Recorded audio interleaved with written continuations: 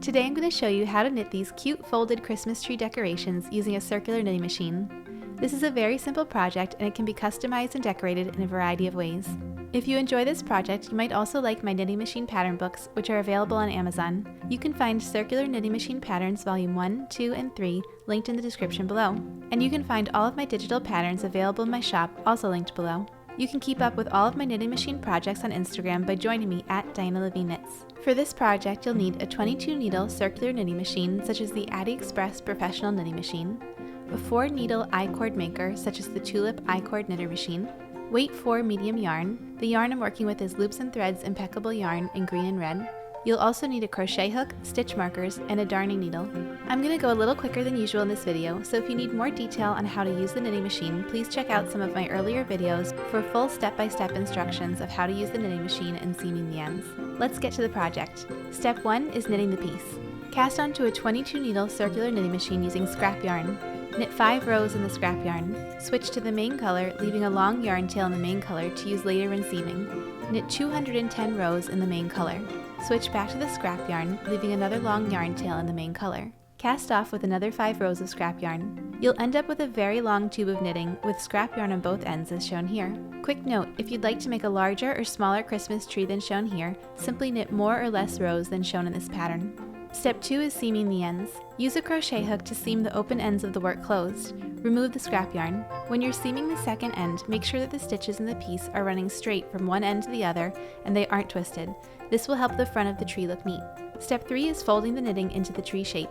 This pattern takes a little trial and error. Begin by folding the edge of the piece back about ½ inch. It can be helpful to keep this piece in place temporarily with stitch markers. Then fold the piece back and forth, adding a little more to the width with each fold. Continue folding the piece back and forth until you run out of knitting. If you reach the end and the bottom piece is too short as shown here, then start over from the beginning. If you reach the end and the bottom piece is too long as shown here, also start over from the beginning. When you get the folds in the right place with the bottom piece just slightly wider than the piece above it, it's time to stitch the tree together. Step 4 is stitching the tree together. Thread the top yarn tail up to the top of the tree. Thread up to the top and in about 2 stitches from the front. Secure the yarn with a knot.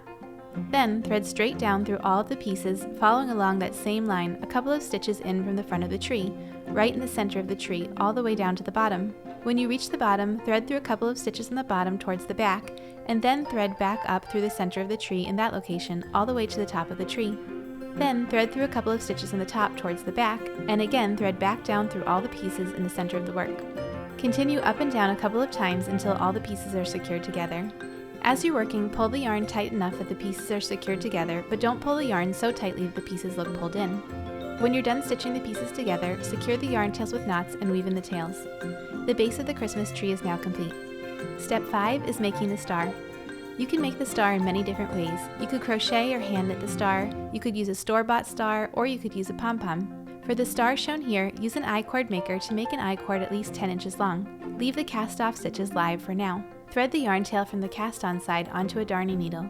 Fold the cast-on side in about 3/4 of an inch and stitch through the piece, then thread back to the middle. Fold up another piece in the same size and thread out and back in. Repeat the process with a total of 5 folds. Then connect the last piece and pull the yarn tightly to bring the 5 pieces together into the shape of a star. Pull out the remaining stitches in the I-cord, leaving a tail of about 1.5 inches. Bind off the stitches and thread the tail onto a darning needle. Use the yarn tail to seam the star to the top of the tree. Your Christmas tree is now complete. You can knit them up in a variety of colors and play with different decorations and stars. If you make this project, please share your work with me by tagging me on Instagram at DianaLevieKnits. And if you enjoyed this project and want to see more of my patterns, you can find my knitting machine pattern books available on Amazon, linked in the description below. And as always, you can find all of my digital patterns available in my Etsy shop. Thanks for watching.